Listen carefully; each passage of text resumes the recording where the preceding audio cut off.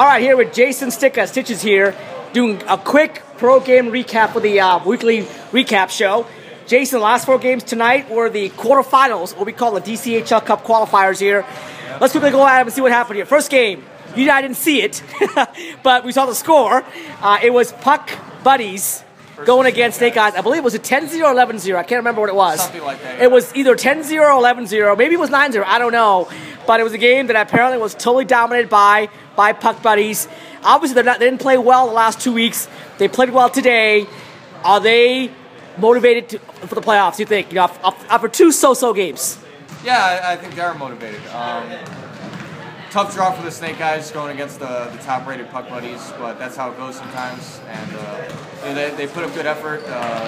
They definitely were trying to fight, but the Puck Buddies offense is overwhelming the Snake Eyes there. So, absolutely. I believe Sarab was there too. Sarab was there. Batman and Robin are both there today as well too. So a fully loaded roster for Puck Buddies. Correct. Everybody seeming to show up for the playoffs, so I think that was the difference right there. Unfortunate for Snake Eyes, but they still got a chance to do the TGIS Cup. Correct. So. They did play the TGIS bracket. Second game we had in the bracket was the All Blacks going against DC Provicutas in the game. Again, that was the score was not that lopsided. You know, it was like 5-1 or 6. Actually, it was 7-1, I believe, if I recall correctly.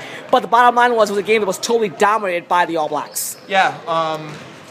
Goaltender for Provicutas, Tom Marciango. Yeah, played out of his mind. He really did. The score was 7-1, but he stopped something. I think something like 40 saves. Correct. It'd be like 13-1, 15-1. Yeah, absolutely. So it was an average goalie out there. But DC Provicutas is working with a very short bench. I think they only had 1 sub, if that. Actually, they had 3 subs, but again, it's still a short bench. But yeah, but still short bench. But still a short bench, and again, All Blacks having seemingly everybody. So when you bring your full roster, that greatly changes the dynamic of the game, and we saw it there. I think the All Blacks probably the team that's playing the best of all 8 teams in pro right now. They're in razor sharp form.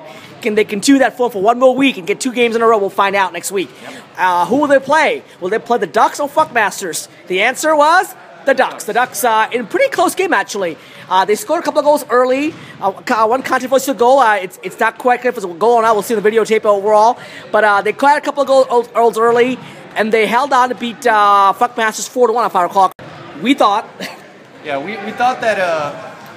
We thought from our vantage point up top that it had gone in the net, but we didn't have the best angle because again the camera's at center, and I think the controversy was that Funk said that it had hit the far post and went out instead of hitting the net in and going out. So it was a tough call. From that angle, we couldn't really tell. Again, me and Jay thought it was in, but the referees probably had the better view, and if they let it stand, then it's... and I was refereeing the game out there as well too. Neil, the near referee, was blocked. He couldn't see what happened. He thought it hit the post, but he couldn't see it. So it ended up being on my call. I was pretty 80% sure it went in. So being the far referee, 80% sure doesn't always mean it's a goal. Neil could have overruled me, but by rule he chose not to. Because he didn't have a vantage point, so my call stood. That's the way it goes. Right or wrong, it's just the way it is out there. So yeah, it is. I mean, and it wasn't a 1-goal game, so it's not like that made the difference. Again, the Ducks offense, the Ducks are really clicking offensively. Melissa Hoyle got in on it today. She had an assist, I think, if not a goal. Again, stats jumbling up in my head. It's okay. No, they played well, but they didn't. I thought maybe it could be a blowout, but it wasn't a blowout. Give credit to Funk. Funk played well. It wasn't a blowout, and I think a big part of that was that these 2 teams had faced each other last week. So excellent, good point. So they did. I think that they did retain their tendencies, and that actually showed on a breakaway by Chris Callender against Gordon, the goalie. Chris Callender early in the game had a breakaway opportunity, tried to deke around and shoot, but the goaltender not made a great save, and he made a great save. So I think that plays into it a little bit as well as to why it was so close. So Ducks and All Blacks going to be a barn burner next week. Off the charts game, Ducks and Puck Buddy, Ducks and Block. Yeah, it'll definitely be a feature game. I can guarantee you that as well too, if we have staff. Now the last game of the night, quickly here, a game. Again, this is probably the most contentious game on paper. A game that if you picked an upset, it'd probably be this game right here. 4 and 5 seed, Blood Red, Puck University. I wouldn't be surprised if Blood Red won this game. The first 13 shots on goal went to Blood Red. They dominated the first period. Then they ended up with 13-1 shots advantage, but no score. Was a little wrong because actually, I didn't do the shots. Actually, the shots were done by Tom. Because we counted upstairs, and I think Puck U, had more than 1 shot. Okay, possible. But regardless, you're all right. Blood Red dominating that first period. It was close. But it was 0-0 after first period. It was 0-0 going into the second, and then momentum turned. Second period turned it around for Puck University. And then when the third period started, about 30 seconds in, if Correct. not less, they got another goal to make it 4-0. So, in my opinion, Blood Red had some problems with cohesion, with chemistry. A lot of offside calls for Blood Red that killed their momentum, and not just off. A lot of icing penalties that were ruled intentional, or a lot of offside calls, sorry, that were ruled intentional. That puts it back into your zone, and when you continue to take face-offs in your own zone, it kills any chance you have of an offensive rush because Excellent you have point. that much farther to go to get into the offensive zone. Now that sets up a Puck University versus a Puck Buddies game next week. Wow, these two played a game that we wished on camera last week out there.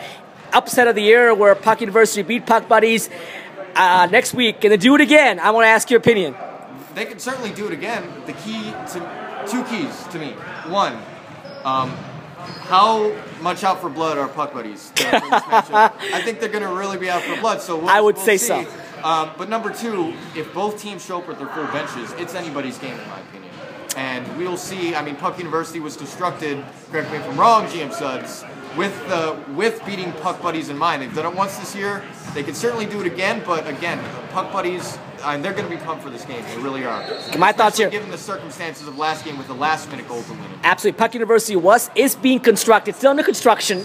Changing rosters here and there. We're not where we want to be. We're probably on like level 2 of level 10, so we're not even close to where we want to be out there. However, Puck Buddies, they're going to be super motivated. Yeah. Super motivated. Have their full rosters. I would not want to be the Puck University team. If you don't bring your A+++ game, you're going to get embarrassed next week. So they better bring their A++ game. They got played 3 times better than they played against Puck Buddies 3 weeks ago.